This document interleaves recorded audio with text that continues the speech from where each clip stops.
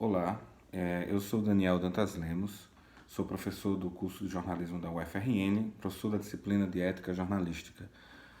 Nós estamos em quarentena, né, em prática de isolamento social, sem aulas há um pouco mais de uma semana, e alguns dias atrás eu tive a intenção de gravar uma série de vídeos, no caso são 8 vídeos, em que resumirei uma parte do nosso conteúdo já visto em sala de aula e introduzirei algo daquilo que a gente ainda vai discutir.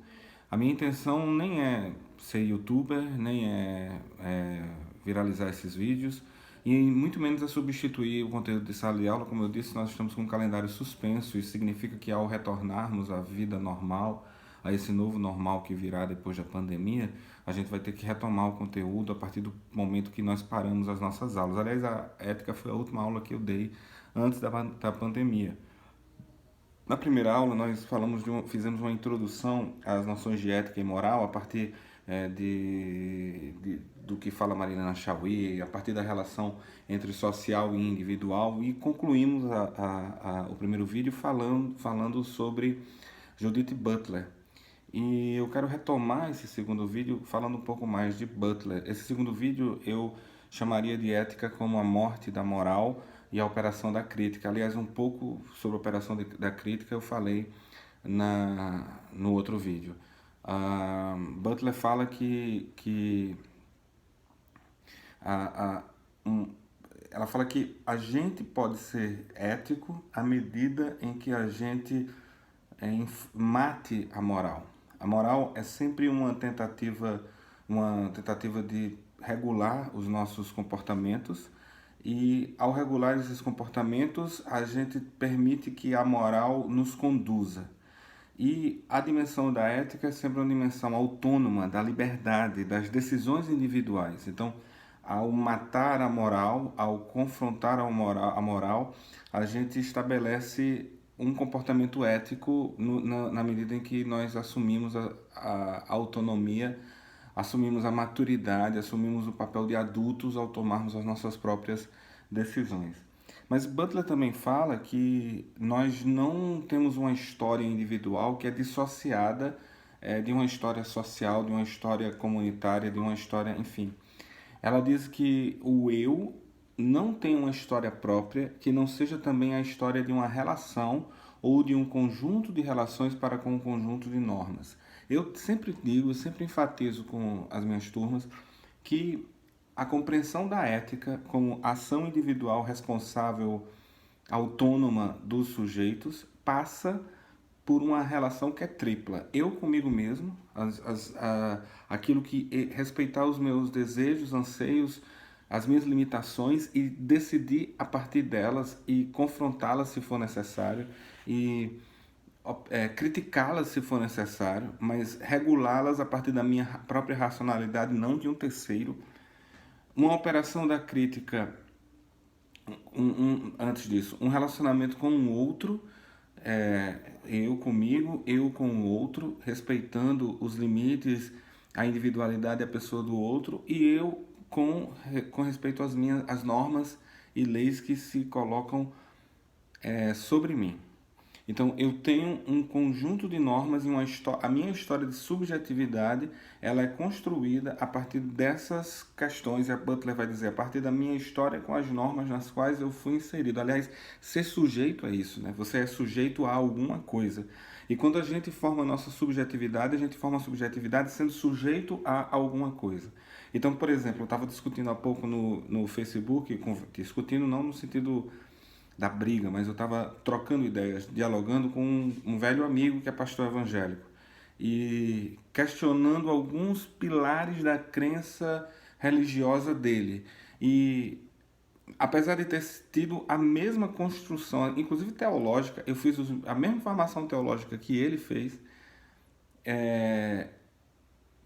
nós tivemos relações diferentes com as normas teológicas e as normas morais que foram colocadas para nós em nosso processo de formação como sujeito. Então, eu hoje penso coisas e ajo de forma, sou um sujeito completamente diferente dele, com respeito à moralidade cristã, a várias questões, porque a minha relação com essa moralidade foi diferente da relação dele. Cada um de nós tem uma história em relação a essas normas, em uma história em um conjunto de relações com essas normas, que pode ser acatar, silenciar, aceitar, pode ser assumir depois de fazer uma crítica, e pode ser completamente questionar e deixar de lado. Então eu tenho também, hoje é aniversário de um grande amigo meu, que eu não vou identificá-lo, mas que é filho de pastor evangélico e que hoje não é mais evangélico, eu acho que hoje ele é ateu, inclusive, e parte desse processo foi a ruptura com as normas morais da casa dele, afinal, porque ele é gay e no espaço religioso e familiar em que ele se insere, ser gay é pecado. Deu para compreender, eu acho, essa questão. E a Butler, eu acho que eu falei isso também no último vídeo, ela disse que a deliberação ética está intimamente ligada à operação da crítica. Então, ser ético, agir eticamente, é agir de maneira crítica. A gente tem a tendência de achar que os críticos são do mal, agir criticamente é negativo.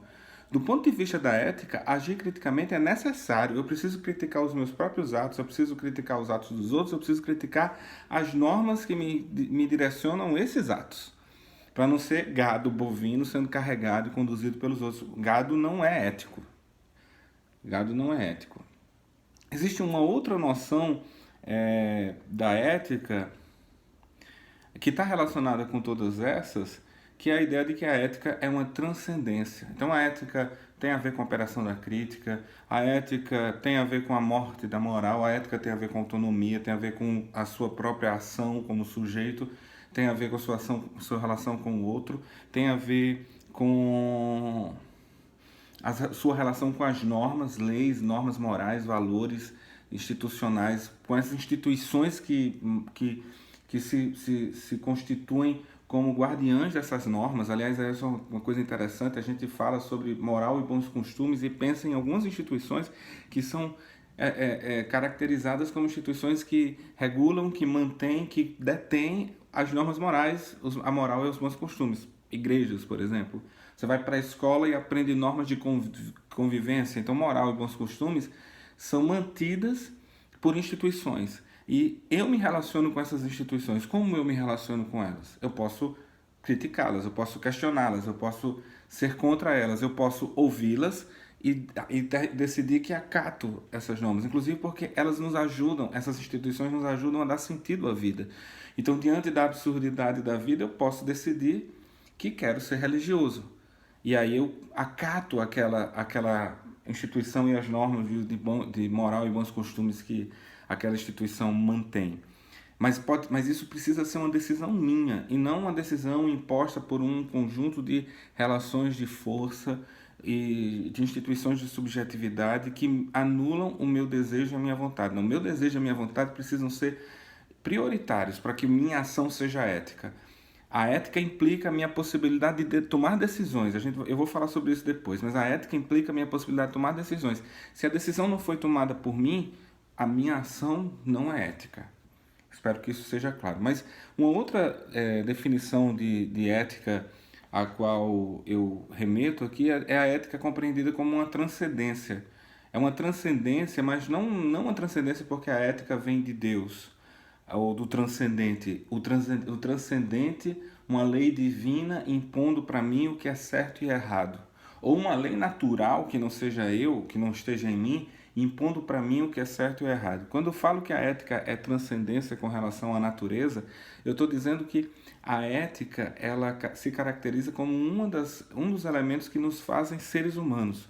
Nós não somos só Homo sapiens, nós não somos só um bicho, um animal. Ser humano não se completa na nossa biologia.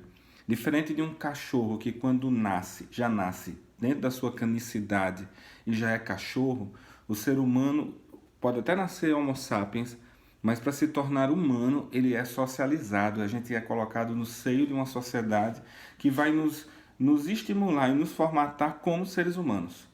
Então, essa questão ela vai além da condição da natureza. Ela não está implicada na biologia, na genética.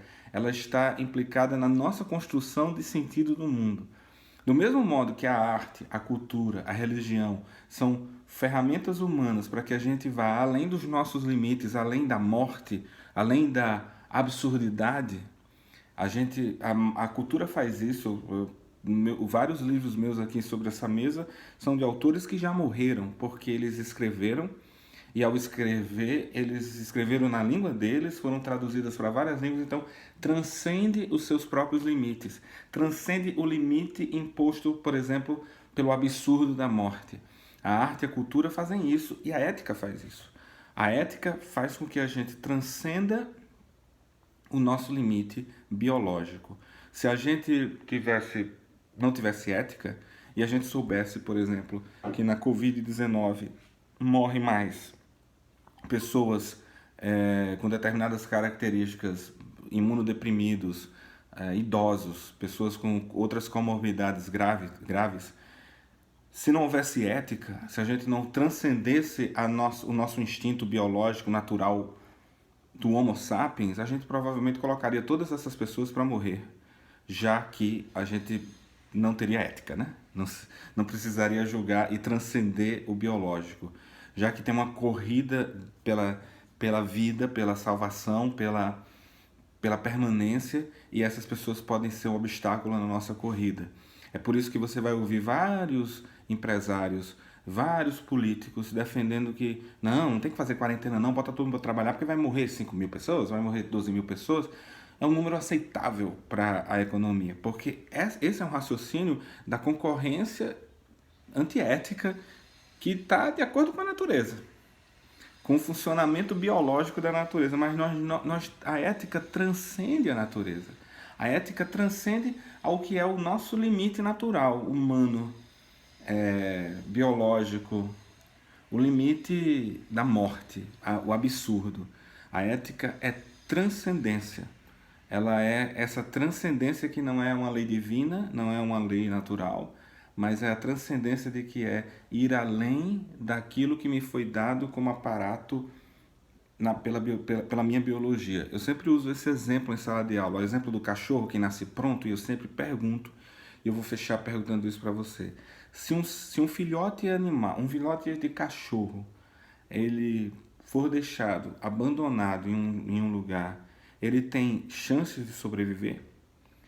Agora, se um filhote humano for abandonado em algum lugar sozinho e ficar ao Deus dará, sem nenhum acesso de ninguém, de nada, esse filhote humano tem chance de sobreviver? É por isso que eu digo que a ética é transcendência. Ela vai além do biológico, porque os bichos têm mais chance de sobreviver, tem alguma chance de sobreviver se forem abandonados, porque eles nascem prontos na categoria de cachorros, gatos, cavalos. O ser humano não. O ser humano é um projeto em construção. E a ética, como transcendência, nos ajuda, é resultado desse processo e nos ajuda com esse processo.